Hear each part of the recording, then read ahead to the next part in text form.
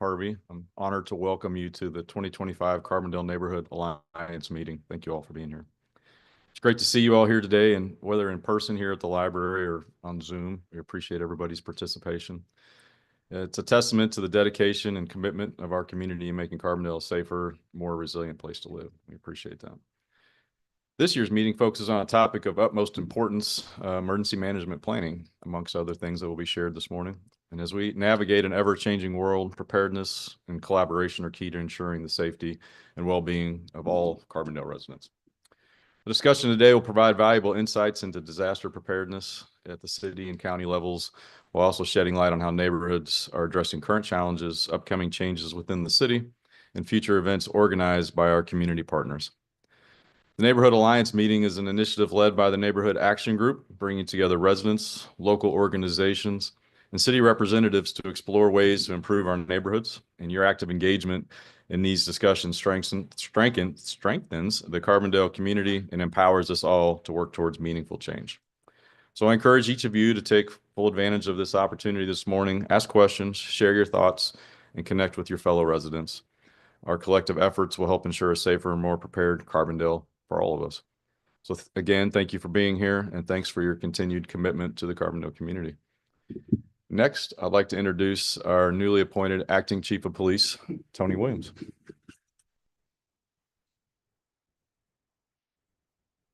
Thank you. Good to be here today. I just wanted to come up and talk a little bit very quickly about one of our initiatives. We've been doing it for years. Some of you guys may have attended. We have a thing called Citizens Police Academy. We've got a new one coming up. The actual due date is tomorrow at 5 o'clock because it does start very soon. It goes on Wednesday nights from 6 p.m. to 9 p.m.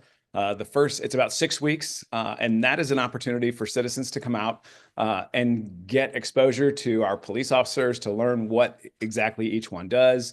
We talk about things like traffic stops. We talk about we do crime scene work. After you complete the first iteration of the Citizens Police Academy, we also have a secondary advanced Citizens Police Academy, and that one is a little more advanced. We're going to expose people to a little bit more of what we do, and also we're excited. We have some technology that we've invested in for our police officers. We're hopeful to allow citizens to experience virtual reality use of force simulations so they get a sense of what it's like to be an officer who's confronted with the possibility of having to use force. So it's a great opportunity, especially as we talk about emergency preparedness, to understand what the police officers do on a daily basis and how they might approach emerging situations in the community. So like I said, this iteration of this does close tomorrow at 5. We do have openings right now. There is a short background process for that, but we hope to see some more citizens out there. We always get good reviews from that, and it's a great opportunity, like I said, to get to know some of your police officers and what it is we do every day. So thanks for being here today, and I appreciate your time. Yeah, I did that about 20 years ago. It was great. Next up, we're going to review some things that we talked about last year. John Lanzini from the city will talk about energy sovereignty, the comprehensive plan, and housing trust. 3 big things coming down the pike. Thank you. If you don't know me, I'm sorry, but my name is John Lanzini. I'm the Community Development Manager for the City of Carbondale, and I do know most of you. I used to tell people my primary goal was to try to know every single citizen of Carbondale. Seriously speaking, though, communication is very important. So over there on the table of information is a stack of my business cards. My cell phone is on that business card, okay? If you have any issues, before I start talking about anything else, please call me. Even if it's not a community development or a code enforcement or a planning issue, if you don't know what to do, don't get frustrated. Send me a text, send me an email. We'll help you out. Communication is very important in Carbondale. Lived here a long time, and I'm very, very proud of my city. Couple things. First of all, we have a very nice city-funded housing program, which consists of the curb appeal program, which are exterior improvements you can make to your house. And the city will match up to $3,000 of what you put into your property. So fence, sidewalk, windows, siding, roof, things that are pretty expensive, we can help you out with those things. Also, we have a down payment assistance program. Again, $3,000 match. Don't own a home now? Look into that. We also have a rental conversion grant of $5,000. And there's no conversion grant, by the way. The other two programs are income-based. Okay, so it's on a sliding scale depending how much you make or don't make. The $5,000 rental property conversion grant is given to you for buying a piece of property and making it your own home that has been rented for at least 2 years prior to the date that you purchase it. Very, very successful program. In fiscal year of 24, which our fiscal year runs from May to May, so ending in May 24, we did 15 curb appeal projects for $36,426. We did 15 down payment assistance programs for $36,888. And we did 19 single-family conversion grants for $95,000. Now, so 15, 15, and 19, if you can remember that. This year so far, fiscal year 25, which started in May of 24 and runs till May of 25, we have already done 22 curb appeal grants for $58,408, 17 down payment assistance grants for $40,927, and 23 single family conversion grants for $115,000. So the program is very popular. City Council, I want to say, has been very supportive, always give us the funding that we need. We start off with a certain amount of money in the pot, and then we spin back and I comb my hair right and I ask real nice, and City Council always gives me the money. So I want you to know that they are very much in support of that. There are these brochures over on that table that tell you about those programs. Okay, so please, if you can utilize it yourself, great. But if you know somebody that's looking for a home that wants to buy and live in Carbondale, please do this. Okay. Second thing that we have going big in the community development department is our energy sovereignty proposal. So if you were here last year, you heard our staff, our sustainability coordinator, Lauren Becker, talk about the energy sovereignty program, which is basically a program that will develop an energy production infrastructure here in Carbondale or close to Carbondale, and give us a discounted or possibly even free power to citizens and hopefully discounted power to industries as well. So I want to let you know this is a very long-term project, but I had Lauren type me up a little blurb. So she said, to date, the project team has conducted over 30 community consultations, securing over $1.5 million in direct funding and technical assistance awards, and applied for an additional $20 million in partnership with the Carbondale Community Housing Not-for-Profit in order to support the retrofit of salvageable building stock to get net zero status. So the other thing that she left out too, or one thing she left out, was that we've also hired a consultant to help us get out information about the program and get feedback from citizens. So just because you don't necessarily hear anything about the energy sovereignty program does not mean that it's not still going. Comprehensive plan is the other big thing that's happening in community development. We had a big ideas workshop back in November 13th, and we're going to have another event later on in the spring. These brochures are here. Now, I know November 13th has gone and passed, but what is still active is this little barcode down here, and it is active until tomorrow morning. So if you want to put in a survey about the comprehensive plan or planning things in Carbondale, grab one of these, scan that, and put your information in. Have I left anything out? The Housing Trust, thank you. So the Housing Trust, which I did briefly mention, which is known as the CCHNFP. Technically, we're not supposed to refer to it as a housing trust for some reason. It's a non-for-profit funded by the city for the next 3 years at $2 million. Big news with that is they've just hired a director as of last week. I'm not going to tell you too much about it because they're going to do their own release and everything. We hope that this will work in conjunction with the other housing programs we have with neighborhood revitalization and get some new housing built in Carbondale, some affordable housing, and some stuff that we also will prove that people want to live in Carbondale. There are neighborhoods that can be revitalized and hopefully also attract some private development in addition to what the housing NFP does. Thank you. Thank you, John. Kelsey Bowe is here from Greater Egypt. That's her PowerPoint up there to talk about stormwater maps, etc. Hello. I can't see the slides very good from here, but I will try. Okay. Hi, I'm Kelsey. If you guys were here last year, you've probably seen the same slide. I'm from Greater Egypt Regional Planning and Development Commission. Oh, it's on wheels. Thank you. We serve 5 counties in Southern Illinois as our main organization.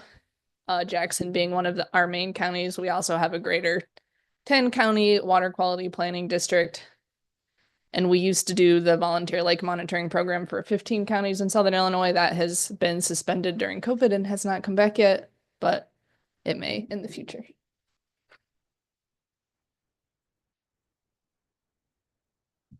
I'm the environmental planning coordinator, so our department has done a lot of things over the years for Jackson County and Southern Illinois in general. We work directly with Orville doing the multi-hazard mitigation plans, which he's going to talk about a little bit more, I think. We've done watershed-based plannings. We're currently working on some wildfire plans for Jackson and Williamson counties. Our newest few projects have been the city stormwater master plan and the nutrient assessment reduction plans. Those are a requirement through IEPA for wastewater treatment plants. So this was the stormwater plan for the city was funded by a Delta Regional Authority grant. It is 100% funded, so the city didn't have to put in any match for that. And they're using Greater Egypt, us as the consultants to write this plan. So, okay. So we recently finished the public survey. If you guys follow the city's Facebook page, you've probably seen that. Hopefully you took it yourselves. We got a lot of good data from that. We had a lot more respondents than we anticipated, which was awesome. We have a lot of good photos and data spots, so we kind of know now where flash flooding is occurring in the city, which we're hopefully going to use to make some recommendations. We've had our staff go out and assess those survey points. So if you took the survey and you said, my neighborhood floods on this corner, our staff has since gone out and checked it out. We've taken our own pictures, done our own assessment. So if there's any issues with culverts or storm drains in that area, we now have notes of it. We've been drafting this priority map that you see there. So we're combining not only where does it flood, but also how close are you to a stream? What's the elevation look like in your area? Is your neighborhood within a disadvantaged census tract or not? And we're scoring all of these things together to sort of come up with the priority zones for the city to then use to implement projects. We're also working with the city engineering department. And then we were in talks with some engineering professors and grad students at SIU Carbondale. So this is going to be a really comprehensive plan for the city to move forward with flash flooding issues. Those are just some pictures that have been submitted from the survey. And if you want to get more involved in that, this is my contact information. That QR code goes directly to our environmental planning website. And I've got pamphlets on several of our projects over on that table. So if you want to grab one of those and learn a little bit more and how you can get involved if you're not already, they are on the table. Thank you.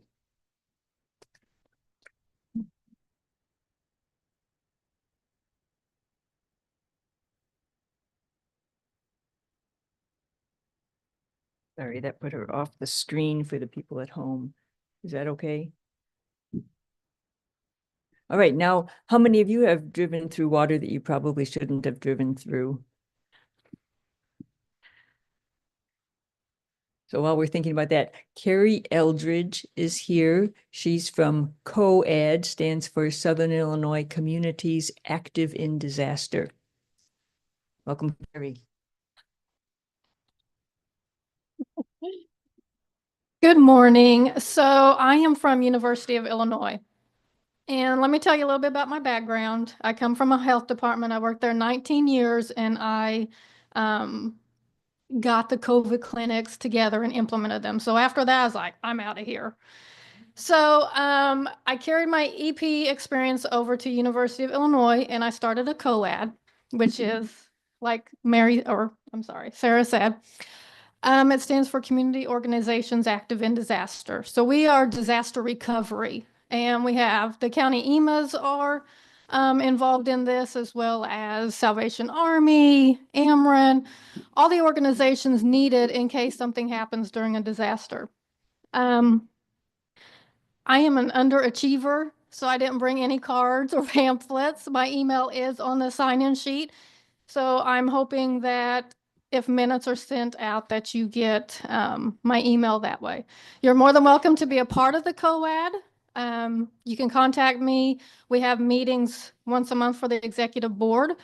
So I was the newly appointed executive director for the COAD and the PIO. I work with Orville and Sean regularly during disasters, and we have our regular committee meeting every 3 months. So if you're interested in that, you can come join the COAD and help us out during a disaster. Thank you.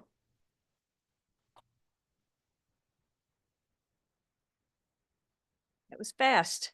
All right, we're on schedule, getting ahead. Orville Rowe is the Jackson County Emergency Management Coordinator, and Sean Sherwood is the same for the city of Carbondale. And now it's their show for the next 30 minutes.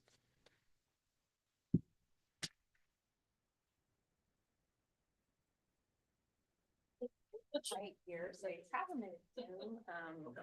But if you want, you can take the microphone, just kind of stay focused.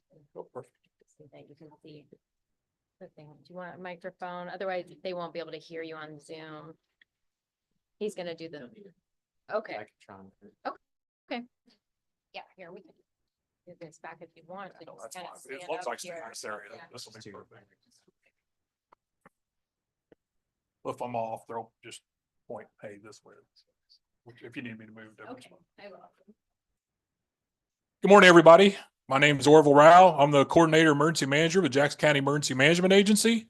I've been involved with the agency since 2017.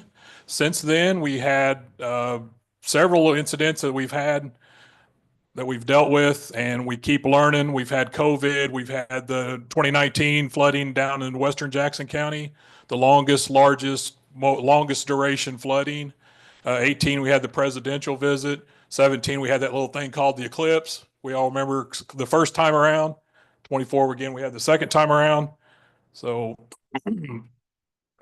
Mary reached out to me probably a couple of months ago, just asked, hey, would you guys be interested in coming in and doing a presentation? I said, sure. We do churches, we do school visits, we do preparedness talks.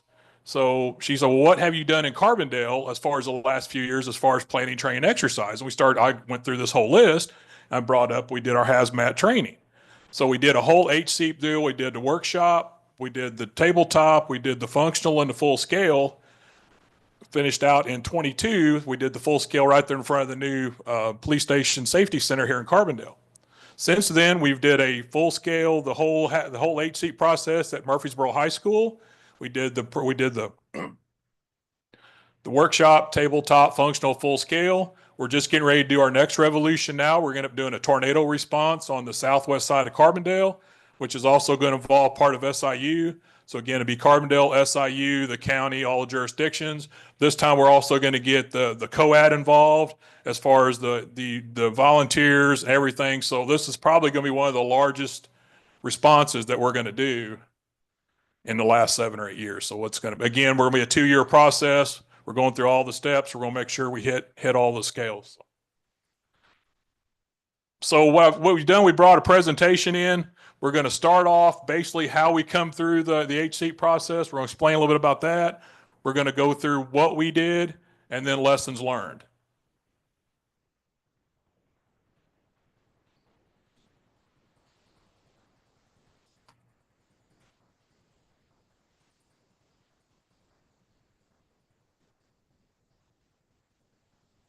Okay, so when I put this presentation together, every year IEMA has a training summit up in Springfield. We're all involved in. That spring, after we did the full-scale exercise, IEMA reached out to me, said, hey, would you be interested in coming up here and doing a presentation? So that's what this is going to be based off of. Again, we're going to hit this.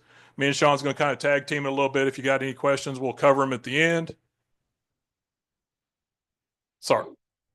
Okay, sorry, I'm blocking the camera. So we're going to walk through this. Again, we're going to do how we got to this point. We're going to go through the duration of the full scale exercise and then lessons learned. Next slide, please. So the background, April 12, 2022, Jackson County held a full scale hazmat. Again, it was downtown Carbondale, right in front of the new public Safety Center, Jackson County, approximately 53,000, 80 miles south. Next slide, please. Again, kind of a background of us. So what HSEEP is, it's Homeland Security Exercise Evaluation Process. So you can do an exercise, you can do it however you want to do it. But for us, and if we go through ICS, Incident Command, HSEEP, it's basically the steps. That way you don't miss a mark. You start off, you do the workshop, you come through, you kind of have 2 or 3 objectives. We kind of talk it through. We take the information from that. We roll it into a tabletop exercise. We'll have a 8 or 9, 10 slide deck. We'll throw out 5 or 6 objectives. We'll kind of build up those objectives. We walk into the functional. So we'll just take some kind of rule, some type of process. We'll kind of work through that. Whatever kind of went south, failed maybe during a workshop or a tabletop, we'll roll that into, that's where we start coming into the functional exercise. Then we build all of that into the full scale. As we get through the slides, we're going to talk about some other things, kind of how we build up to that, some of the forms we use, some of the processes to make sure that we're not skipping a spot, or we're making sure that we're getting everything that we need to get. So we're going to look at the exercise cycle right quick. Again, I just kind of give a basis of what we do, how we do it, and the processes that are involved. So we're going to start off with the improvement planning. We're going to go to design and development. We're going to go to the conduct. So the conduct would actually be the exercise. So we're going to design it. That's going to be your workshop. That's going to be your tabletops. That's going to be your functional exercises. Once we get into the full scale, then we're going to evaluate it. Because we all know if we don't have lessons learned, we never will able to practice or to be able to build on what went wrong. And I know some agencies that's done that, that's went through and they'll do the exercise, but they won't do the follow-up. They won't do the lessons learned. Then we'll roll in our next revolution, do our next exercise, and we're doing the same darn things that we messed up before. So as we go with this process and we keep moving forward, we look at all this stuff. We do make sure that we do. So, well, at the end of each exercise, we have to do what's called an after action report. Along with that's an improvement plan. So obviously your after actions, what went right, what went wrong, lessons learned. And then now the next step is how do we shrink those gaps in capabilities and be able to learn from what didn't go right. So why now? So we've been several years, we haven't had any hazmat exercises. We're kind of trying to really build back up. The state's given us a little more leeway of what used to. The state would basically say, you have to do these exercises. I kind of had some pushbacks because every county, every emergency management agency in Illinois is different. There's 102 counties, 118 different jurisdictions are actually certified emergency management agencies, but no two's the same. For us, we don't have an interstate. Williamson County, Franklin County fights an interstate. We have a river. They don't have a major river. So there's a lot of comparison and contrast that's between the two that you can't, obviously you try to, do everything the same way and it just doesn't work. So we're working on exercises. 2022 or the FY20, we started with the discussion base. Your discussion base is going to be your tabletops, your workshops. Once you get into operational, that's your functional full scale. So kind of think about your discussion is setting at a table, going through the scenarios, but you still have some lessons learned and there'll still be some things that go wrong. And I'll brief these out towards the end of things that I messed up when I did this set of exercises. So October 26, 2020, yes, we did the workshop. Again, we're kind of into COVID. We're still trying to work through. We had a lot of issues with the audio video at that time, trying to make everything work. That was the start of Zoom for a lot of people. So that was some drawbacks for us. Rolled into 21, we did the tabletop, did the functional in December of that year. And then April 12th of 2022 was the moving vehicles, machines, full scale incident here in Carbondale. So kind of going through the planning, the initial planning started off again. We still have our workshop tabletop functional full scale, but like everybody in here knows, there's a whole lot of legwork that goes in between those. Nothing's easy, and getting everybody involved. Again, we're going through COVID, so that was a extra stressful time, and being careful that we were 6 foot distance, social distancing, masked up. So again, we're trying to do the Zoom as we go through 21, 22. Obviously that gets a little easier, but up front it was a headache also. So again, there were the dates and times that we used there. So these are a lot of the forms you have to fill out. So not only are you working through these meetings, these are the things that come through. These are all going to be for a full scale. Next slide, please.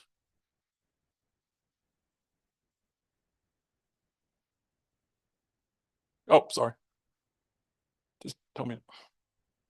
So the exercise design approval form. So that's one that I have to send IEMA within 30 days of having my exercise. If I want IEMA assistance, then it pushes me 60 days back. So, I mean, usually we pretty much, there's a few times we'll have them come in, but we have to have them approve our exercises. Then when we send in our after action reports, they have to approve those. And then that's the kind of credits that we get for KEEP accreditation, because we are an accredited emergency management agency in the state of Illinois. So we got the exercise plan, measles, which is, again, FEMA always tells you can't use acronyms, but if anybody that knows FEMA, the first 10 pages of every document are all acronyms. I teach 300 and 400 incident command twice a year. That's always my first 20 minutes when I'm teaching class. I'll just laugh. I was like, if we were going to use acronyms, this would be an acronym, but we all know that FEMA doesn't like acronyms. So that's your master scenario event. So basically the person that's running the exercise from start to finish, and we'll have a slide here in a little bit that shows that. We'll start from the start time to the end time. Basically just kind of keeps us going of where we should be, what we need to be, what's going on through this exercise. Exercise evaluation guides.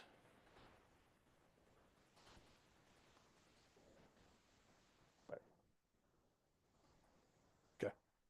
So we got the what's called EEGs, exercise evaluation guides. So what I use is my other county emergency management agencies. When we do an exercise in Jackson County, we bring them over, let them be our evaluators. So that way it's fair to us and fair, they know kind of what's going on. But yet if they have an issue or they see an issue, none of them have a problem coming back to Orville and saying, hey, you messed this up, you got this, you got that. So they know what's going on, but yet they're going to help assist us finding that lessons learned and difficulty issue. And again, I do the same thing, Williamson County, Johnson, Franklin, Perry, any of my neighbors in Region 11, we're going to go help them when they do exercises. Since we've done the exercises we've had a lot of them coming to me and just said, hey, would you be interested in coming over and helping us since we've had success with the exercise we've done? Well, absolutely. So again, actor feedback form, that kind of self-explanatory. Actor liability waiver, we all know liabilities. We have to make sure we have our actors on the scene that they sign off. Player weapon policy, after action report, we kind of hit on that. Participation sign-in sheet. In the words of IEMA and FEMA, if you didn't write it down, it never happened. And that's my tagline. And I'll say it in emails, text messages. If you don't write it down, you don't have anything to reference, you can't go back and find it. Next slide, please.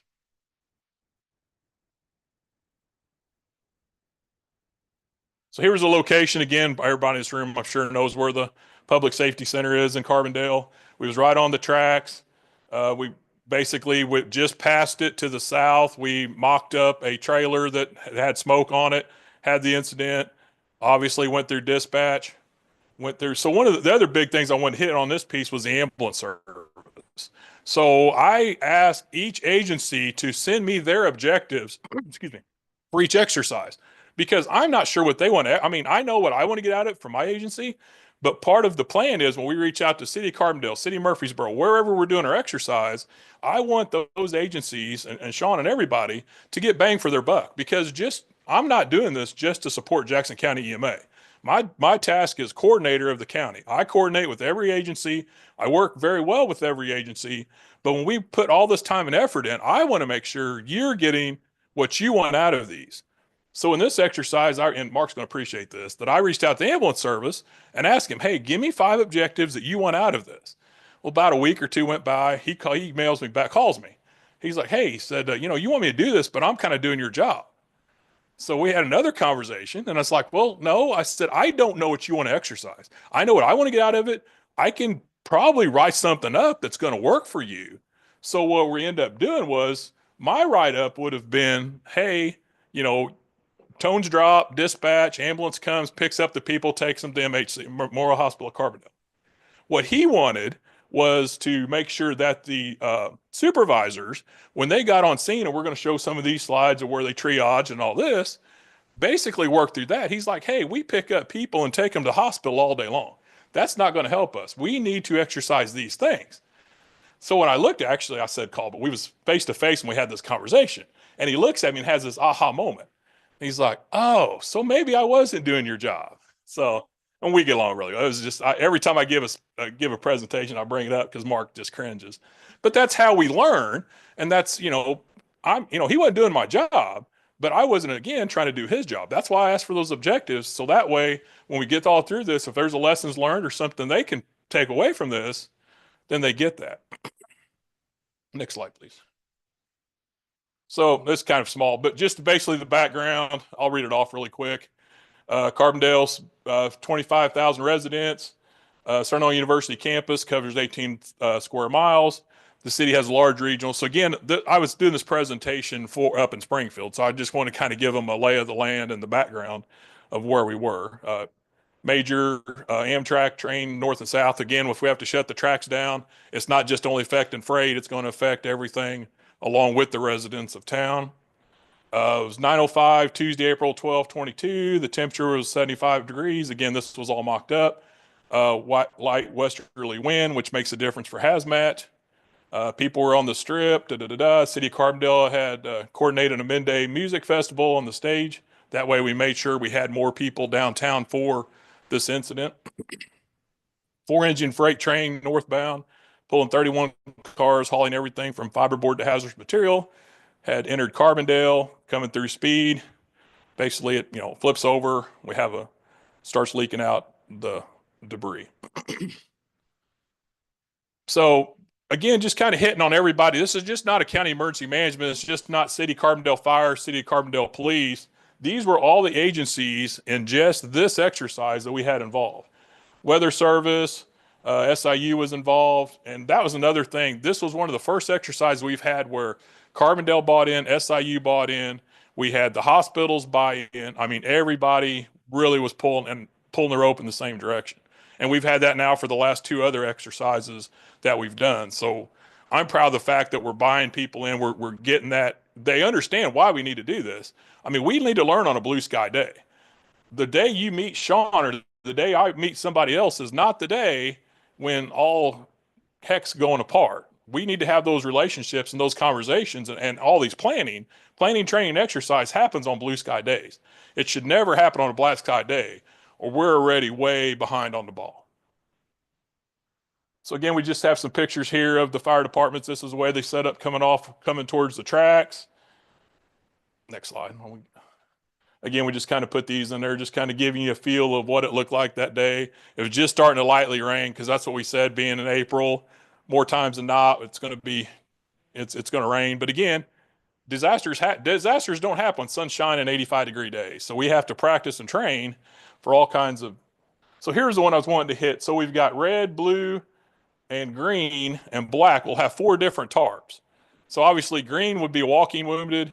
Yellow would be need some help. Red, serious. And then obviously black would be a deceased person. And we had some of those that would mock up to fill all the roles too. So.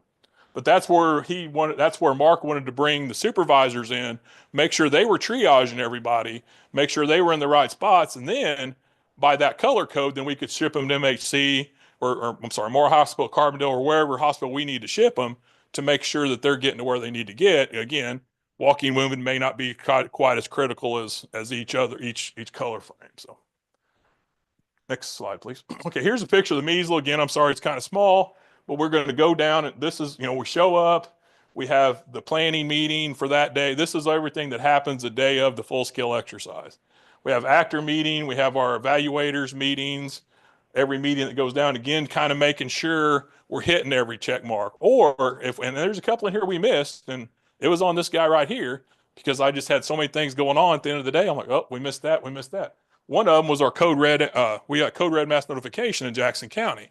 Well, my plan was to send out a notification, just a mock to say, hey, we're going to need to shelter in place, or we're going to evacuate, whatever that's going to look like. Well, it never got out because this guy was supposed to send it, and I was busy literally down the track. So again, lessons learned.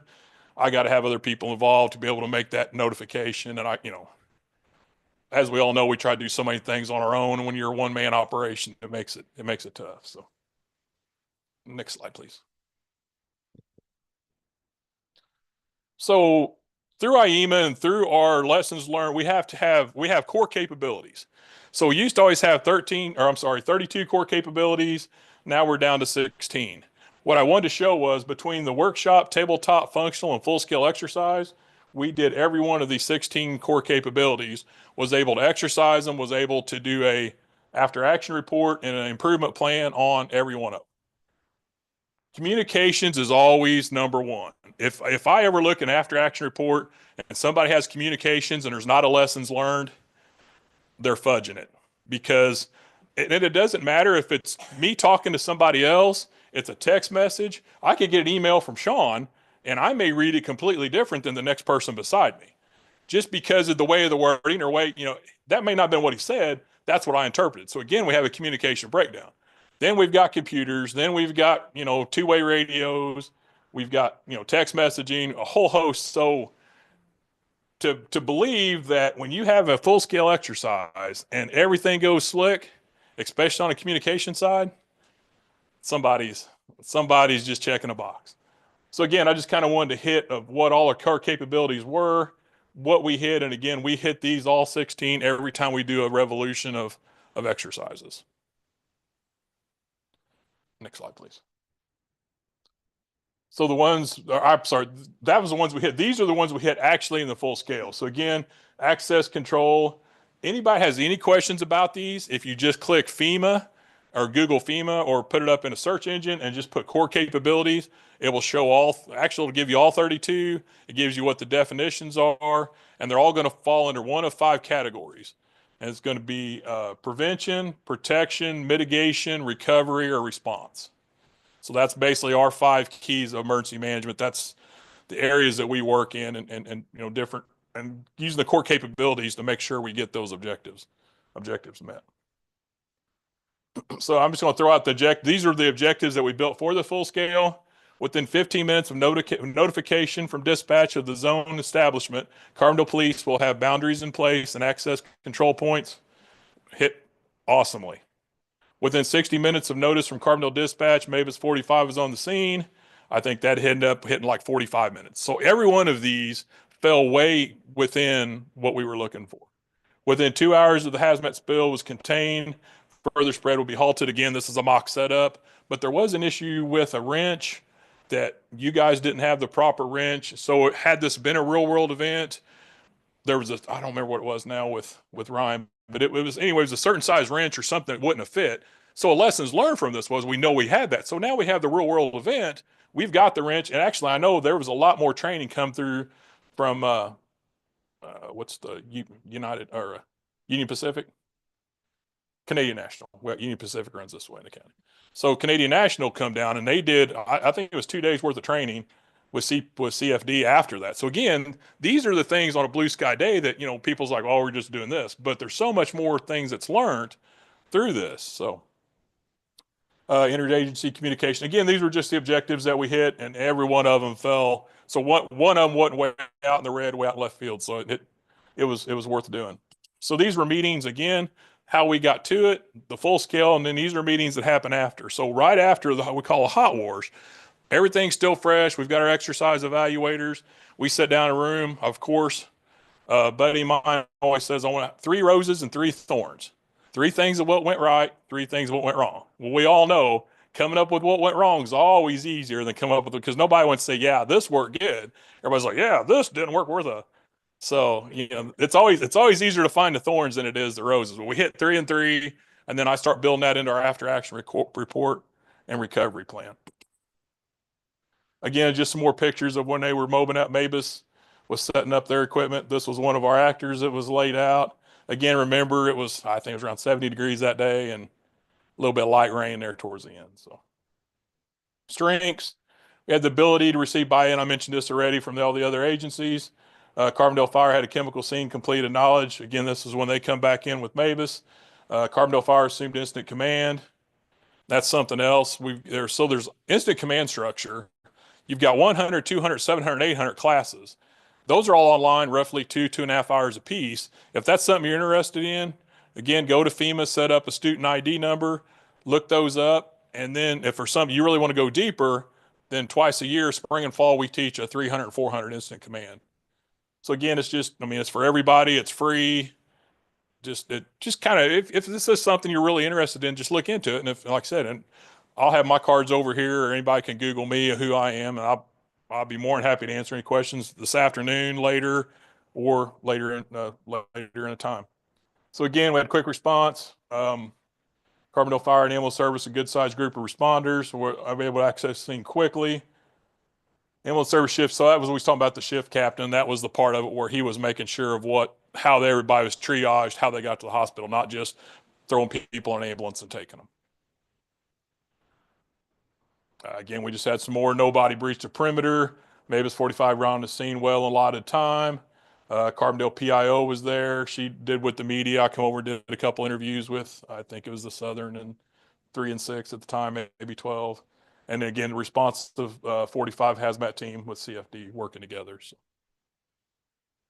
So. Lessons learned. One of them during the tabletop exercise, this guy right here misread that it's called an ERG because again, we don't use acronyms, but if we did, it'd be emergency response guide. And when we was doing the initial workshop, I jumped one line down, and instead of having to evacuate, I don't remember, it was like, I ended up evacuating people like in a mile radius instead of like 1,000 feet kind of thing. So, but again, it was the workshop. I messed up, lessons learned, but hey, I can take it. Realize the shortage of mass transit people. So this is something we always kind of hit. If people look at their emergency operations plans, a lot of businesses, they're going to reach out to mass transit. But if we have something large, there's only a finite amount of mass transit vehicles. So not everybody, same way with school buses. I've been to exercises that somebody else put on. And they said, okay, how are you going to evacuate people from your residence? Well, we're going to call Jackson County EMA and they're going to get a hold of the bus service. That's great, but how many bus services do we have and how many people need to be evacuated? So that's something I'd like to talk about too, is sheltering. Does anybody know what sheltering in place is? Okay, so I mean, we always talk about evacuate, but if we have older residents or access and functional need residents, sometimes you're better off if it's safer just to shelter in place, put up the plastic, seal off the perimeter of your home, stay there until you get knowledge and notification that it's safe to come out. Because we try to start moving a lot of people, we have more injuries. A lot of people, they'll start, not sure where they're going, not sure where they're at. It confuses them. If we can keep them at home, keep them safe, keep them calm, it's going to be a lot better result in the future. Code red mass notification, I mentioned that earlier. I didn't activate it. That was a lessons learned. So one of the big ones that we learned, and we fixed this also, was the thought was from Carbondale PD that we could just take dispatch, unplug it, because we would have such a close realm to that, take it to SIU and plug it back in. Well, what we learned through this was that wasn't necessarily the case. So since then, through the Jackson County 911, we've bought what's actually a portable dispatch system that we have that situation, we can pick up a dispatch, move it to another area in Carbondale, and then plug it in and it would be seamless. So again, that's the things that we learned on the Blue Sky Day that if we'd have just assumed that this was the way it was going to work, then we would be in trouble when the time arises. So I just kind of want to make sure the people realize that we're just not walking through this. We're not just, putting pen to paper. There are actually true things that happen and have, been done to, clear or shrink our gaps and capabilities. So again, FEMA developed a short series of videos, provide brief overview of topics. That's core capabilities. That's mitigation plans. I don't know, that was something that Mary wanted me to hit on. There's so many things that's online that you ready.gov, FEMA.gov. There's a whole host of things there that people have access to, and I brought some handouts today as far as some emergency list, putting together, so much water, your food, your preparation because again, we're February 1, we're rolling in the next severe storm season, unbelievable. We just had an ice storm. We're talking about chances of severe weather later this week. So tornado season's here almost 12 months out of the year. So let's stay prepared. Let's, look that stuff up again. It's, and that's something I always teach the kids, be prepared, not scared. And I make them say it 3 times every time in class. Be prepared, not scared. If we're prepared, if we're doing all these things on a blue sky day, then when the black sky comes, we're not scared. We know where our water's at. We know where our backup generator is. We know where all of our preparation is. So let's just kind of just remember that, be prepared, not scared. Next slide, please. Okay. Questions, discussions, feedback? Are we at this point? Can we go ahead and? Yes, ma'am. Oh, Besides, I think it's online. Are train It's for the Zoom meeting. It's for Zoom. Oh, I hate these things. I know. Besides natural disasters, are train derailments the greatest threat to this community? I would say probably more transportation as far as vehicle, because while trains are larger, typically they are safer. I would be more concerned of a semi truck that's carrying hazard material, especially on 1351. I would say, I mean, to be honest, probably weather events is going to be number one. Tornadoes, severe weather, hail. But if we're talking hazmat, then I would be more concerned about transportation, trucking, 10-wheeler kind of vehicles as opposed to a train. Not typically trains are going to hit the news more and it's going to be a larger scale event, but I would say in frequency we would be looking more at the semi trucks and that as opposed to. Yes. Hi, Harville. Hey, how are you? Good. Just wanted to ask, you mentioned a exercise that's going to take place in Southwest Carbondale. Yes. Do you have dates for that? Our workshop's going to be the 27th, I believe. We just set the date and time on it late this week. I sent the email out to all the county stakeholders, but I can make sure that you get a forwarded email on those, sir. Matter of fact, I'll do that this afternoon. Yes, sir. With the new man in the White House, I'm hearing some agencies might be shelved, like FEMA or Homeland Security. Any contingency plans? So for us, everything starts and ends locally. So it goes to the township level. It'll go in, like in your case, in the city level. We do what we can do at that level. Moves on to the county level. Then it moves to the state. I'm going to say, so here it's federally funded, state supported, locally executed. Everything starts and ends locally. I'm going to be honest, I have no control of what happens outside. Sometimes I don't have control inside Jackson County. I definitely don't have control of Springfield, and I wouldn't even dare to have control of DC. But as far as funding, so that's how we would send up, when we get a declared disaster declaration, we send the information to IEMA at the state level, and then they request a federal declaration. I would be shocked to see, now I'm not going to say it doesn't get rearranged, but I would be shocked to see FEMA leave in some form, because at the end of the day, it's all over the internet how many billion-dollar disasters we've had in the last 10 years. I mean, you can look at that and see that things are getting worse. Things are becoming more extreme. And to make that call, again, I can't make that decision or that interpretation, but I would be hard pressed to believe that there's not going to be some sort of. Now, I will say this, and teaching 300 and 400 classes, FEMA's getting more and more, even before this change of administration, they're moving towards a whole community. And that's something else I wanted to hit today. So they're basically telling you that when we have a large disaster, it's going to take longer to get the help that you're going to need, that you have to start, that's why we really push these 72-hour disaster plans and all of this, because at some point it is possible that FEMA is going to have to start trending down from what they've done before. So they're already starting to kind of spend the training part to whole communities, more on our level, do more of these, do more of the, not so much on the financial side, but do the presentations, do the trainings, and be able to reach out more to which I'm super proud. We do a very good job of doing the presentations in the county and the groups that we hit, but so not every county does that. So, yes, sir. We have the tornado siren warning system. Would those sirens be used for other type disasters? Like recently I heard that if the spillway and dam for Crab Orchard Lake would collapse, that a lot of that water would come into Carbondale. So would a situation like that, would we be warned by sirens, just more than just tornadoes? That's potential that we could use that system. It is a weather notification system or a mass notification system that falls in that category. So if we were to do that, it would probably be in conjunction with the city's PIO or Mr. Reno in some fashion of, hey, we're going to notify you with a mass notification system, but we're going to use an alternative means to get a message out there. Like Orville said too, we have Code Red that is a subscription based within the city.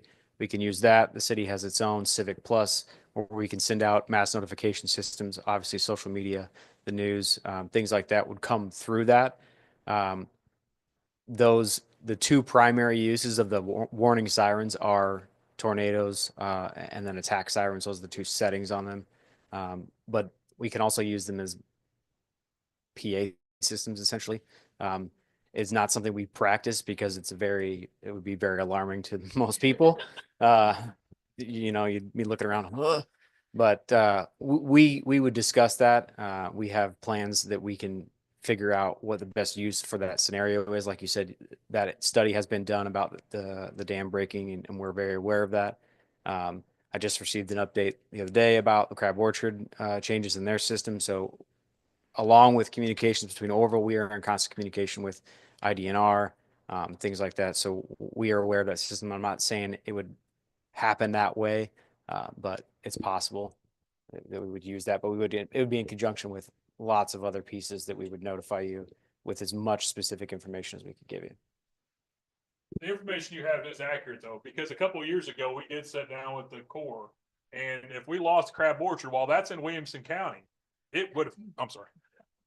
I thought I was loud. That is true though, because if we would lose that dam while it's in Williamson County, all that water is going to backflow, and there will be about 6 foot of water on the northeast side of Carbondale. So that is something that we worked through, and obviously, there is contingency plans. There's plan A, plan B, plan C. I couldn't speak to the notification part of that, but I do know that, it's not out in the hemisphere. There is plans, and Sean's right. I got the update sheet every year. They'll update contact information. They'll make sure everybody's valid. They'll call all the numbers that they have through a level 1, 2, and 3 to verify that, there is somebody picking up the phone on the other end. So. Hi. Hi. Thank you for this. My name is Dawn Roberts. I got my EMT certification in 2010 and absolutely loved my hazmat training. It was my favorite part. And so this actually brings back really good memories.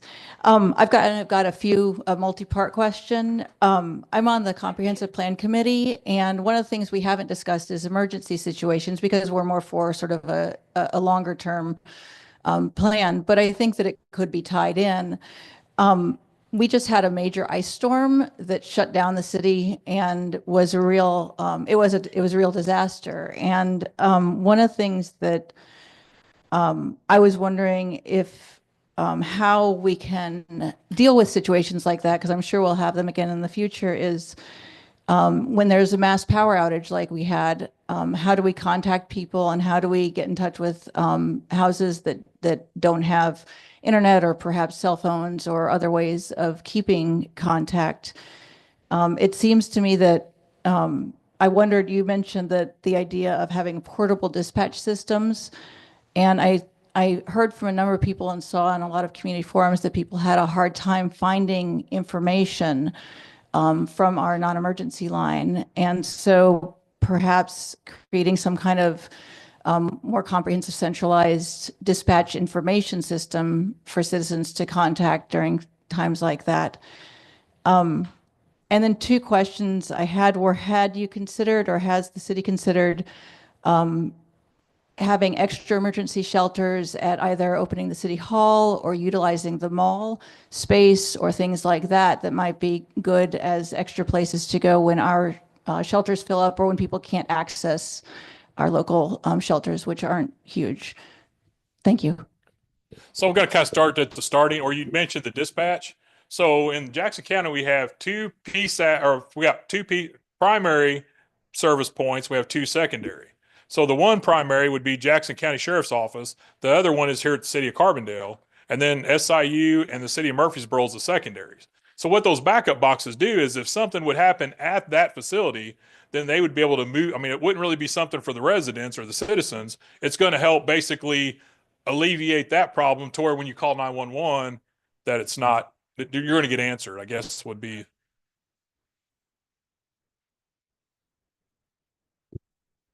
I'm sorry, I think I didn't phrase that well. I didn't mean for the citizens to use that, but Okay. more as when they couldn't get the information they needed. Because I heard from a number of people, when they would call the 411 or the 911, that the dispatch didn't know the answer. And so and that there wasn't sort of a more centralized dispatch of, where to get, how to get in touch with the hospital, how to get CPAP, how to get power, things like that were more sort of broad informational, where citizens could call. So you want like a centralized location where you'd be able to look up this information. Okay. We can work on that. I guess I've never had that question presented to me because most time people will just look it up and find the information they need. But I can understand it, especially when it's a disaster. Now, I want to go back to the start. So you said an ice storm, so we didn't really have an ice storm. We had a sleet storm that turned into an ice storm that didn't turn into a snowstorm. And that's what a lot of the media contacted me. And they're like, because everybody's good that first 48 hours. If you live out in the rural areas and your road hadn't been cleared off by day 4, well, in our area, we got the county highway department, but the townships have their own municipalities, and then the county will come in and help a municipality once they get behind. But obviously, county highway is going to clear the roads that belong to county highway first. Now you've got, maybe the residents that haven't lived here their whole life, don't quite grasp, or maybe lived in Chicago that moved down here, don't grasp, I'm being serious, that don't grasp the concept that it may take 3 or 4 days to get that road cleared. So, and that's the kind of calls I got, was that, hey, why aren't you guys doing your job? We pay we pay your salary, this whole garbage, which is fine. I mean, I'll listen to anybody's complaint because they do, and that's fine. But my part of it's the education piece is, hey, this is how it works. It all starts at the local level. These are the ways you have to go through the proper channels to get things done. And I'm kind of wondering if we can't do that with that next piece too, as far as finding that information. If we can basically maybe through the city or something, print out, if you have questions about this, please contact, because I'm not sure where those, and again, that's something we could work on. I'm not sure where those connections would be as The far city as, of Carbondale has a lot of resources on their website, and Okay. but obviously when people don't have internet, it's a challenge because even the people getting the information out aren't able to get out of their houses.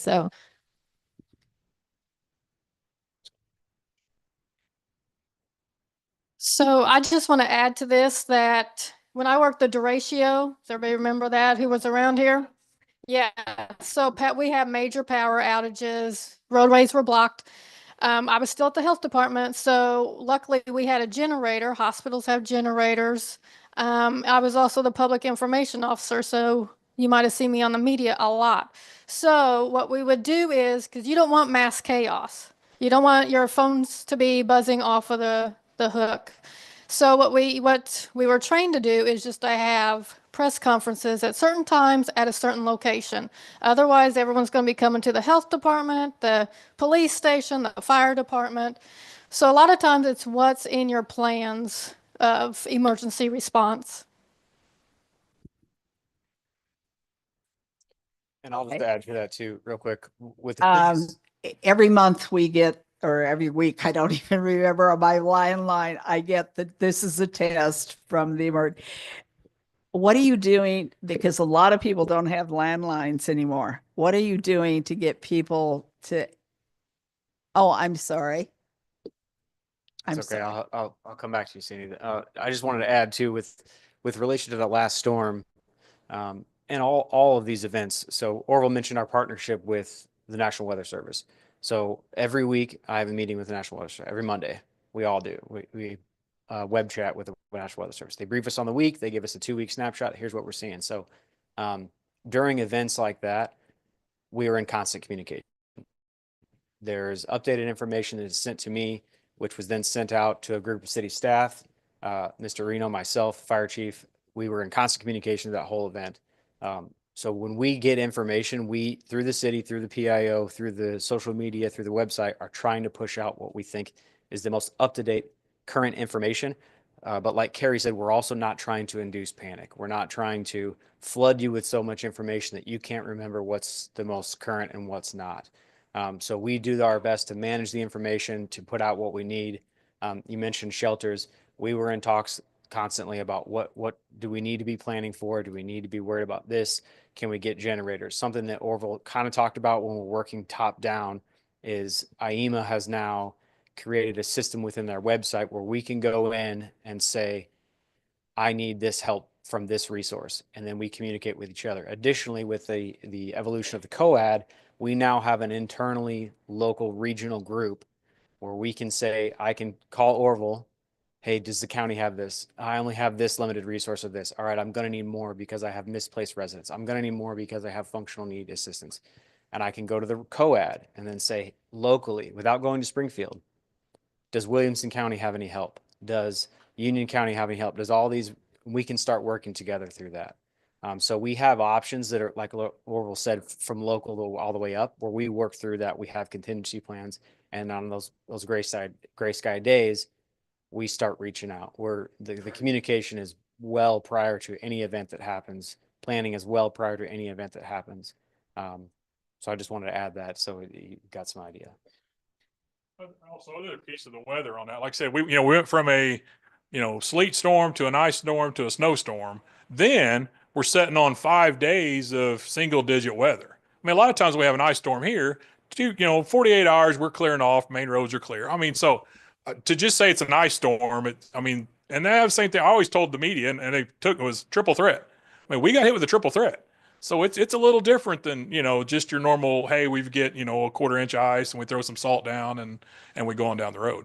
The same way with Sean. So on the county side, I've got an email that I reach out to every stakeholder, any weather update, anything goes. I think I'm up to like 65 people now in the county that as soon as I get something from the weather service, they call it it's not a sit rep, but it's a DSS packet, directional or a decisional support packet. I will send that out to every county stakeholder, office holder, everybody through that's signed up through my agency.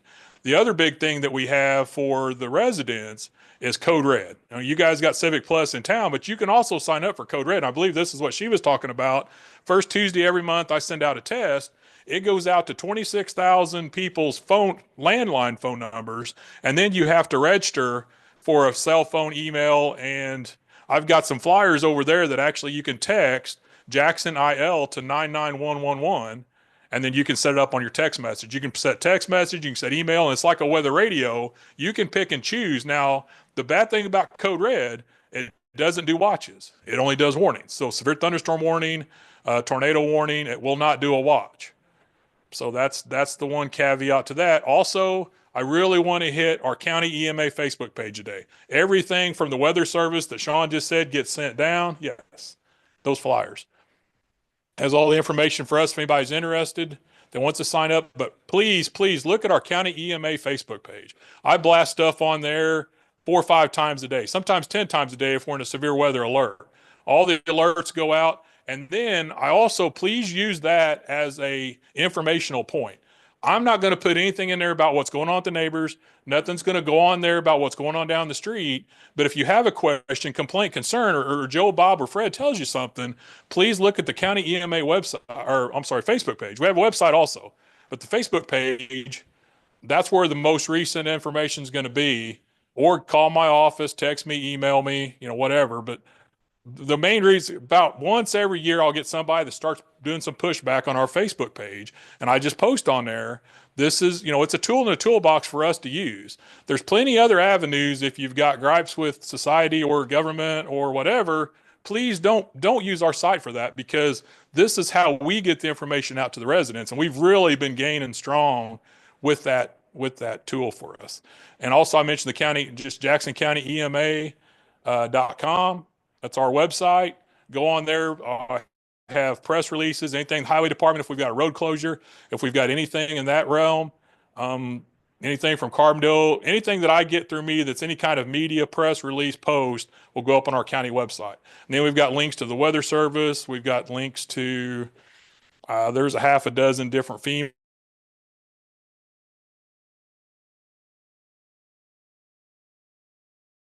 Go to our county EMA website. So. Can you answer Sandy's question about the landlines versus cell phones? Did they? So I hit it. Thank you. I'm sorry, I put it in my last. Oh, no, you're fine. I guess I didn't hear that part. Hi, Farrell Lampine, Arbor District Neighborhood Association and Library for Alternate Futures. My question also relates to the comprehensive planning process. In many cases, in many places, modern separated bike lanes allow for, and it is planned for, their use by emergency vehicles. Is that something that you could speak to in terms of building that capability? I imagine it could also be useful for evacuations.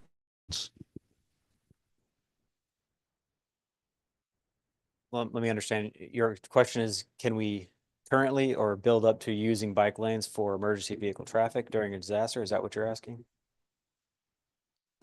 More from the perspective of emergency response, or just regular emergency vehicle use, what building that capability in would mean in terms of when there's high traffic times, but emergency vehicles need to get through quickly.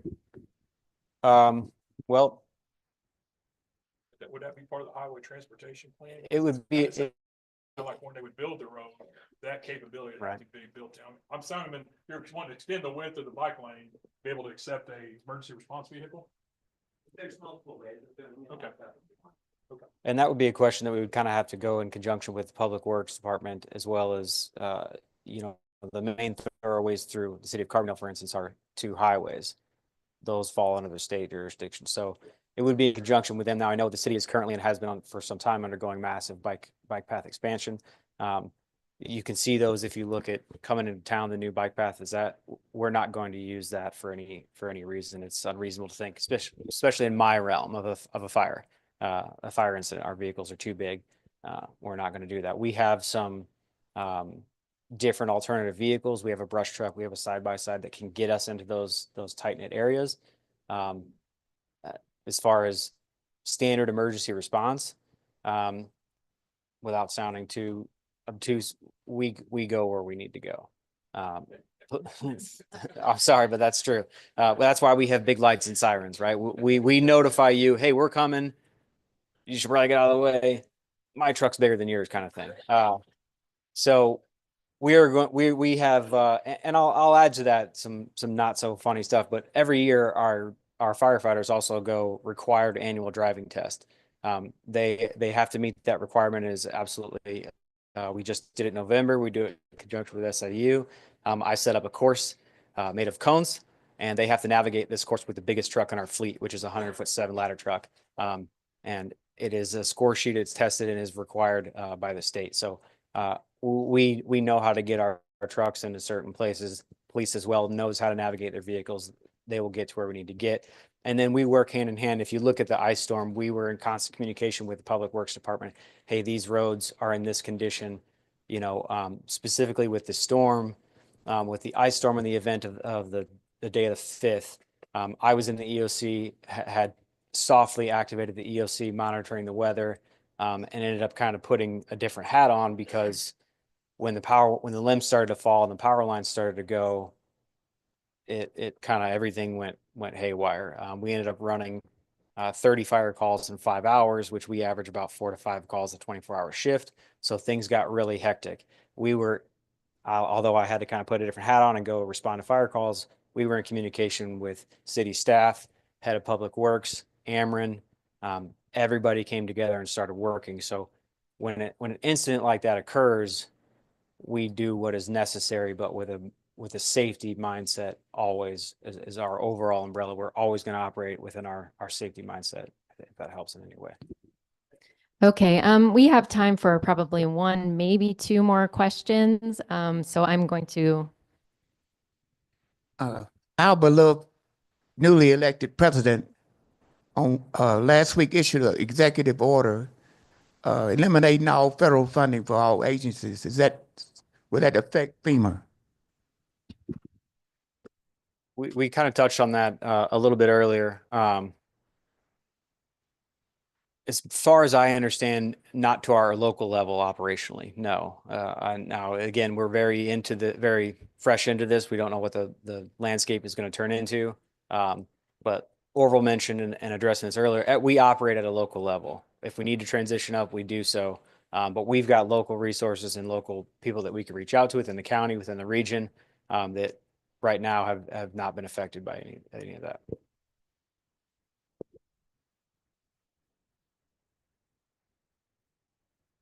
I do have one question. There is one question that we have from Zoom. Somebody is wondering if there is a place or a resource where they can learn more about shelter in place.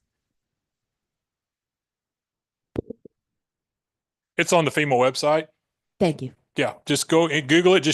And that's FEMA is so good about just Google anything. Shelter in place, it's going to bring up all the information. It's going to it'll talk about compares and contracts from sheltering in place versus evacuation, and when you would use that and when that would be the best option. Weather radio? Yeah. Yeah. I've got everybody number, so okay. if you want to pick out a number and you can present it to them. Huh?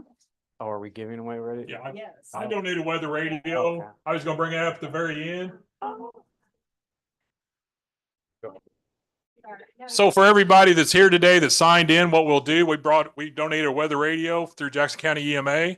And usually what I do when I do my talks, I have a sign-in sheet and I'll have somebody that's not involved just pick a number. And then we'll go down, and if you're that number of the sign-in sheet, then you would receive that radio. So however, it's up to you guys how that works today. Why don't we do it right now? So Perfect. somebody has to pick a number. It's not Jennifer. One to 37.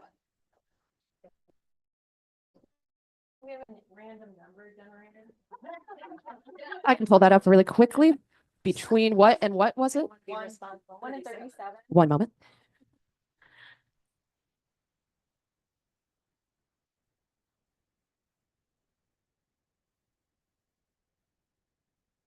$36. Oh, wow. Chastity Mays. All right. There you go. And if you don't, this is a good time. If you don't have a weather radio, we highly recommend that you get one. Usually you can kind of plug it in and forget about it. They make them where they last a long time unplugged if you need to. And then if you don't know, you can quickly do a quick search on what your frequency needs to be for your area. There's a list of FCC numbers that are related. It's usually a number, a decimal point, and it'll tell you based on your location, your zip code, plug your frequency to this number. And it tells you, I think ours is out of Marion, so it'll get you the most accurate. And then that way you're not getting woken up for a Johnson County event or a Cook County event or something. So be specific, otherwise it will wake you up. And then Mary had asked me to talk real quick about chargers and things like that when we do have those power events. So I brought mine. This is just something I got on Amazon. I can't remember how much it cost. It's kind of an all-purpose. So it's got flashlights. It's got all the capabilities to hold multiple USB as well. And then you have yours. So, and I got this one specifically too because it's solar. So when the power goes out, and actually I was driving over here and I took it out of my pocket, set it on the truck, and there was enough ambient light that it started charging. So it's not going to quickly, like I've used it and I tested it when I got it. I just threw it on a windowsill. It takes a long time, but when we have those events where your power is down for 2 or 3 days and you just need to keep your cell phone, this is an easy fix. Somebody asked about trickle chargers and things like that. Without doing a ton of research, it's always going to be our recommendation. Follow the manufacturer's guidelines for anything that you buy. That's your best bet. It's probably not good to plug something in for an extended and just forget about it. Somebody said, I want to keep this charged for years. Leaving something plugged into any outlet for years unattended is not probably going to be in your best interest. The fire department is probably going to advise against that. But something like this that you can keep in a drawer that you can use from time to time to make sure it works, it's good to have, and they're relatively cheap. So I just wanted to hit on that. Cool. All right. And Tom Redmond, thank you very much. Tom Redmond has a show and tell too. They kept referring to Mary, and that was Mary O'Hara, who's not able to be here today. But he's close. But I'm married to her. There's some handouts, a 1-page, 2-sided handout distributed around. If you didn't get one, you maybe may have one, and there's more on the table behind the check-in counter there. What I'm going to talk about is what can we do as individuals or neighbors. We know we've got our emergency responders out there that are going to respond to the big problems that we may have. We've heard about a lot of things. One thing I haven't heard was earthquake, which I think is also, even though it's not likely to happen every year, if we get the big earthquake and the bridges go out and going to be able to respond to everything, they may not even be able to get to you if there's a bridge out.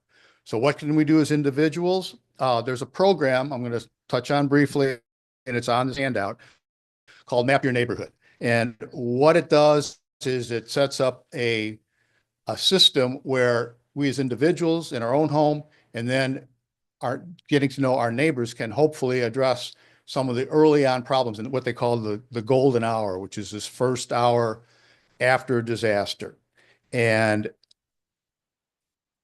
So if there's a tornado, an earthquake, the ice storm, you have some other people that you can hopefully depend on to help you out. The first thing you want to do is take care of yourself. That power pack that they talked about. You also want to have, especially and it's a good idea to keep it under your bed, a hard hat, put your flashlight, put that power pack in there, a good pair of gloves, a good pair of boots, because if there is an earthquake, tornado, there's got likely to be a lot of broken glass and other impediments that you don't want to get up and cut you if it happens at night. You keep it under your bed because during the day you're a little more alert. At night, if this happens, you know where to grab everything that's right there and you're not hunting around for it and when you really got to act quickly. So the Map Your Neighborhood program has a number of objectives. And there's also a handout, and I don't have a whole lot of them, but they are over. There's a few of them available, and we can make some more. A flip page here that really explains this program well. And so it's got a 9-step approach. The first couple steps talk about what you do in your own house, maybe turning off the gas, turning off the water, hopefully another thing you can do is pack a larger bag, backpack or whatever with some other things you may need, like a warm coat, a blanket, batteries, and or Bex here, if we can talk about all kinds of batteries besides these little power packs. But it's good to have that for yourself. And then what do? First, you bring your neighborhoods together and you talk about several things.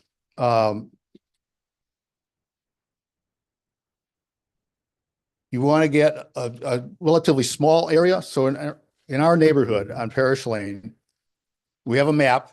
There's 20 properties on this page. There's a couple others for neighborhoods adjoining. And these numbers correspond to a list that's going to have everybody's contact information and also a list of special equipment they may have. Do they have a fireplace, wood burner? Do you have a generator? Do you have a basement for tornadoes? So if, for example, in the ice storm recently, we had several neighbors concerned because they had electrical medical equipment that needed power. And they were wanting to know how could they power up. Well, fortunately, in our neighborhood, the power was only off for 30 minutes. So it wasn't an issue, but there may be neighbors that have generators. There may be neighbors who have extra kinds of batteries that would work for you. So you make a list of all those resources. You've got a contact list with information like other people with disabilities, are there children, are there pets? So you have this list of issues that anyone then can access and the neighbors can get on and call this out. So again, in the ice storm, we had the issue of batteries, but also that of power. So who'd had, wood burners where people could come over. If it was going to be a long-term one, who may have extra space where people could come over to their heated area to keep warm during this disaster.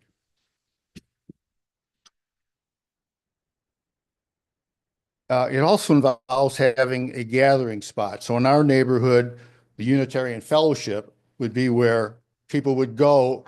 There's a disaster, you take care of your family first, and then you would meet, if you could, to go out and check on people that may have special needs and so on. I'm getting the message here. I'm almost done. So for resources, you can contact Mary O'Hara. I can give her your number. I think as Orville already mentioned, there is the site ready.gov, which can give you a list of what you want to put in your emergency kit.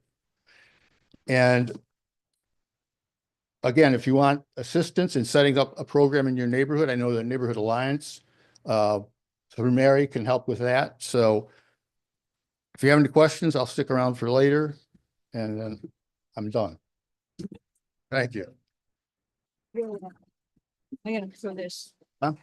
Oh, I keep that? I found a bunch of these in the office and I thought we should do another Map Your Neighborhood program in the next few months. And these are available online also. Oh, cool. Okay, now we start the, what do we call it?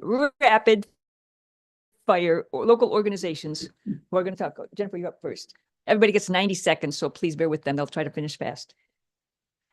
All right. Hello, everyone. I just want to tell you a little bit about what we're up to at the library. We are bursting at the seams with activities and helping people with our social work program. We're still partnering with SIU to do an internship for social work. So we currently have a Spanish-speaking intern as well as our full-time social worker.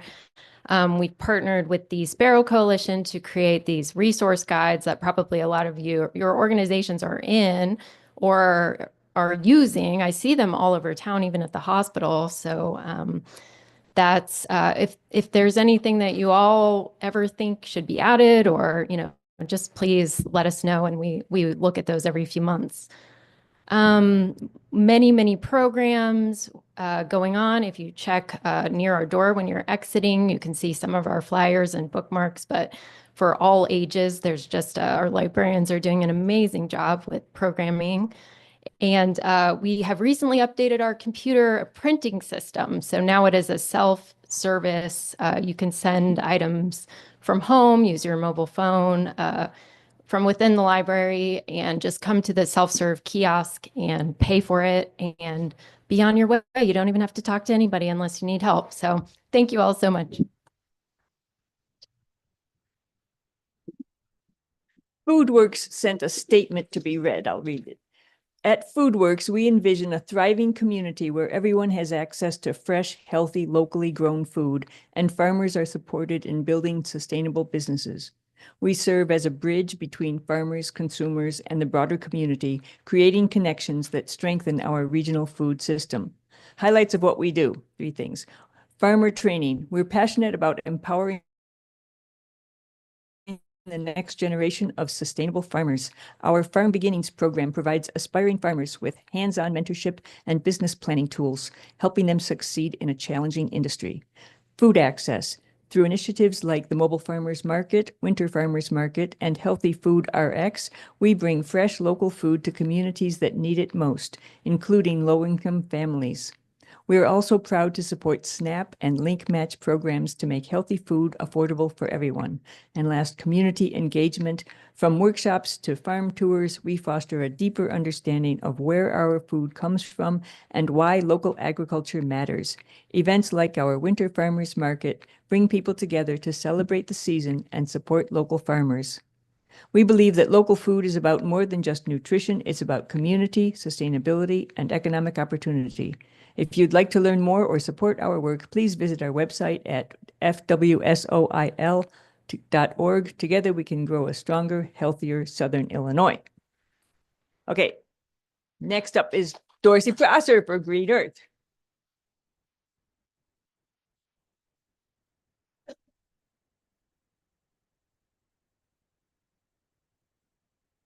Hi, I'm here for Green Earth. We have nature preserves in all the neighborhoods of Carbondale. They're just a short walk or drive away from you, wherever you live. 3 exciting highlights this year. We celebrated 50 years of existence. That's amazing for a non-governmental. We appreciate all our donors, all our volunteers, and we celebrated with many events that we offered to you. And we had a big party and recognized our volunteers and our executive director, who has given us stability for 20 years. Yay. We opened a new nature preserve. The late Stan Harris gave us 3 acres of restored grassland. It's on New Era Road. It's very short. Native plants, please go there. Lastly, our big project is improvements at the Piles Fork Preserve. The trail in the northeast side of Carbondale is near Thomas School. Anyway, we've made improvements to ADA friendly, no concrete, but gravelled, widened. We're having a great big grand reopening in the late spring. Watch for our announcements. You will all be invited to come and help us celebrate. Thanks. Mike Baltz for Keep Carbondale Beautiful. Hello, good morning. I'm the director of Keep Carbondale Beautiful. It has not been around as long as Green Earth, but we were established in 1987, so we're catching up with Green Earth. We do multiple things, but our primary function is we coordinate the Adopt a Spot program in town. We give out Bright Spot awards. We coordinate cleanup events, including our big annual spring cleanup, and we have a biannual native tree and shrub sale. I want to say that our tree sale, our spring tree sale, is coming up March 29th. So mark that on your calendars. And then our spring cleanup is April 19th. And it struck me because we've had all this conversation about the ice storm, and there's a lot of limbs on the ground. I want you to write down this or think about Google dead hedge. Dead hedge. I don't live in the city limits, but you can take all these limbs and create these dead hedges. And in the process of dealing with your downed limbs, you can create habitat. So dead hedge, Google it if you're not familiar with it. Thank you. I made a dead hedge. Sandy Latecki for League of Women Voters. Good morning. The League of Women Voters does voter education and voter registration. We will be holding 2 forums in February, one for the city council candidates and one for the school board candidates. It'll be virtual through the library, so look for our announcement very soon. Thank you. From the Survivor Empowerment Center is Shay Davidson. Good morning. The Survivor Empowerment Center provides a range of services for survivors of both domestic violence and sexual assault, including medical and legal advocacy, counseling, and referrals to other service agencies. We have a residential center for survivors of domestic violence. Depending on our capacity, we can also help unhoused folks. So during the recent ice storm, we were able to host some folks who needed some support during the storm. As we're moving to the spring and summer, I'd like to point out that the center also provides prevention education services. We help groups look at how they can nurture an environment that supports survivors of gender-based violence and also creates a more violence-free community in general. So thank you.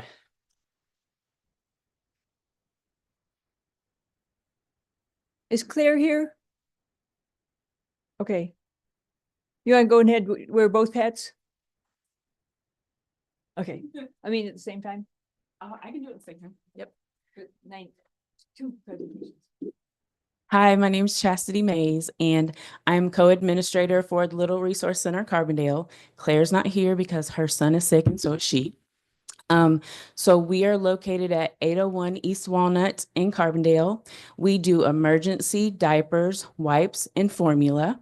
And we ask that families come once a month for those items. If they need them more than that, they can come in, we'll work with them. We're also all the social work things you can think of. We have Narcan, we have COVID tests, we have pregnancy tests. We have toiletry items like pads, tampons, lotion, soaps, things like that. So you can drop in and talk to us. People do it all the time. We have a lot of homeless people who come through. So the best resource guide is actually the Carbondale Public Library resource guide. We give that out a lot. We give out a lot of information to families. I'm also a birth doula. We have breastfeeding support classes. We have parenting classes. So anything family related you can think of, contact me, Claire, or stop by.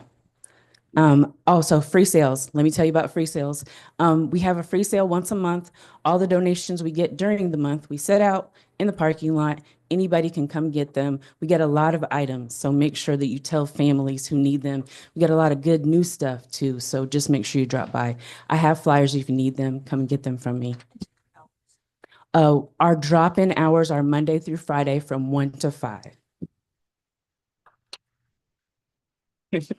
And now she's going to talk about the Black Chamber of Commerce of Southern Illinois. I'm Chastity Mays. And I'm stepping in for the Black Chamber of Commerce of Southern Illinois.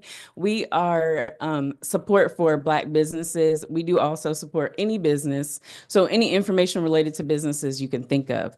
Our biggest events that we have, one of them is the Black Expo. It is Saturday, February the 8th. It is at Carbondale Civic Center, and it is from 10 to 3. I think, honestly, I have flyers. If you need a flyer, let me know. It is next Saturday. We have 56 vendors signed up right now. So these are all local businesses to Southern Illinois. So please drop by and support your local businesses. We also have Made Black Expo, a weekend event.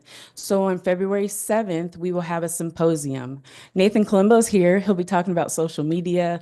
We have people talking about financial literacy, business law, just anything related to your business. So if you're interested, you do need to register for that event by Monday for the symposium. It's free to anyone who would like to come. I'm still here until the end. I have flyers. If you want one, come see me. Thank you. Chastity is also the board president for the library. Thank you for your service. Next up, Jessica Bradshaw, the network advocating against domestic violence. Hi, the network is not a new organization, but it's new to here. This last summer, they hired me as well as another person, Leslie, who's not able to make it. They mainly what the network does is runs the Illinois Domestic Violence Hotline. And I have a lot of supplies over there, stickers, magnets, as well as these handy cards, which have our number 877-863-6388. That is available 24/7, 365. The most exciting thing that we have coming up for this area is IDHS gave the network a grant to work on housing for domestic violence survivors. They have to be in active case management, working with the Survivor Empowerment Center or another agency, but they can get assistance with rent, utilities, etc. The hotline, so the network started in 1998. In 2008, it started going statewide, but this is the first time that they've had people outside of Chicago. So me and Leslie are the first hirees to start working on spreading the news about the network and the hotline to Southern Illinois. So please contact us if you want like Domestic Violence 101 or other types of workshops. You can also call us. So we get about 200 calls a day on the hotline, 5,000 a month, from 98 counties throughout Southern Illinois, mostly Chicago, but we can connect you with a language line and translate in over 240 languages. We're also looking for partners to help with, we try to help people to escape domestic violence situations when they have animals. That's something we're working on, is reaching out to more shelters, animal shelters, and just networking generally. Please contact us, grab some of my materials, or come find me. Thank you. Is someone here from the Warming Center? I don't see Carmelita today. Okay. Farrell Lamb Fine for the Arbor District neighborhood.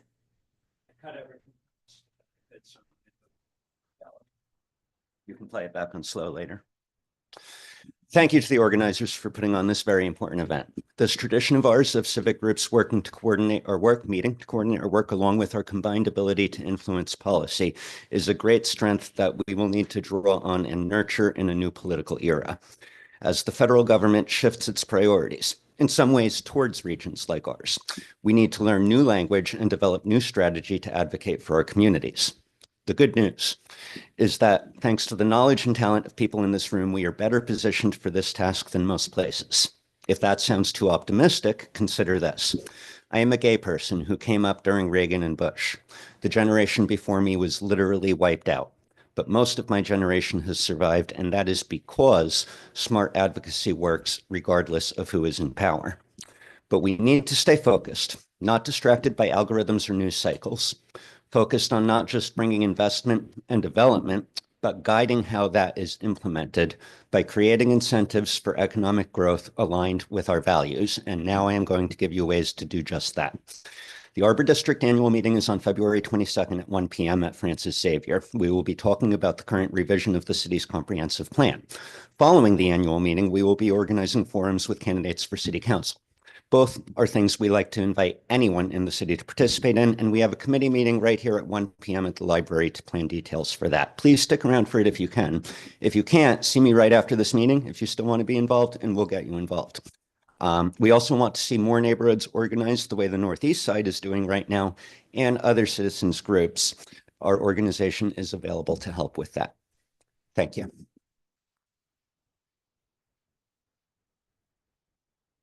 Is Annie Webster here from, oh, there you are, from the Park District.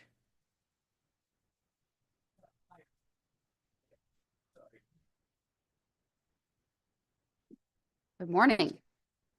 My name's Annie Webster. I'm the program director at the Carbondale Park District. I'm happy to be here to talk about some of the fun things that we have going on and exciting news that we have from the Park District. At Addicks Park, the district received grant funds to replace the existing playground equipment. The old equipment has already been removed by our staff, and the new equipment is set to be installed by late spring. So we've got some safety surfacing going down out there and some fun new playground equipment that should be ready for kids to play on by April or May, which is very exciting.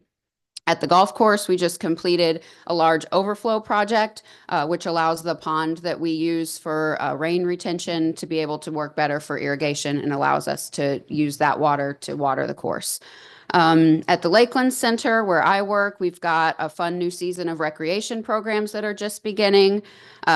We've got softball leagues for adults and soccer leagues for adults. We also have kids art, archery, and martial art programs. We have some fun upcoming special events, such as our annual Easter egg hunt at Parish Park and glow dance at Lakeland. We're also adding a glow-in-the-dark egg hunt this year for teens and tweens that will be at Parish Park. For any information about any of our events or programs, you can visit our website, cpkd.org.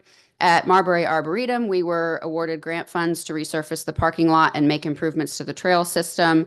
That parking lot work has been completed and the trails should be completed this spring. And finally, at the Splash Park, opening day is set for May 24th. We've got some fun night events this year, such as movie nights and special events for teens. And we look forward to seeing you all in the summer of 2025. Thank you. Oh. That's everybody. We have some time left over. Does anybody? Yes, Judy. What happened? Elizabeth, get back up here. Sorry, get up here. Between Sandy and Shay, it was supposed to be Elizabeth Donahue for the Bucky Dome. Hi, sorry. Okay. Don't put me in the corner. I'm Elizabeth Donahue, and from the Bucky Dome, Fuller Dome home. Many of you obviously probably know about Buckminster Fuller and his challenge to make the world work for 100% of humanity. Seems more important than ever, doesn't it? So, yes. And we have, in the last few years, restored the Dome home. We have seen hundreds and hundreds and hundreds of people through that Dome home giving tours. Our mission is to amplify his legacy through educational programming. And we have a very important thing happening right now, which is to complete this visitor center that has been started. We are ready to go with doors and windows as soon as the transportation center is done. So could we hurry that up, please? Just kidding, kind of. So as soon as that's done, we will have the doors and windows in place, and we have some significant fundraising to do to complete everything and make our dreams come true. We will have a major campaign starting in March for that. Truly a local to global vision. I have 30 seconds.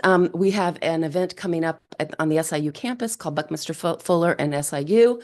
We'll have a panel discussion. That will be February 20th.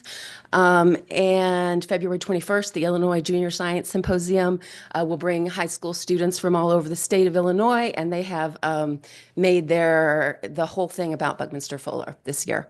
And so we just hope to continue to amplify that and complete the visitor center and welcome people from all over the region and the world.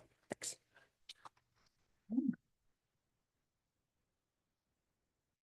Anything we left out? Sandy, John, the presenters, the people on this committee? Presenters, are we all okay? Well, hallelujah. Continue on. If you haven't signed up, that's on the sign-up sheet with your email. We'll make sure that everybody who is not already on the email list gets added to it. So if you don't want to be on that email list, you can go cross your email off or something. Okay, and we're done. Thank you.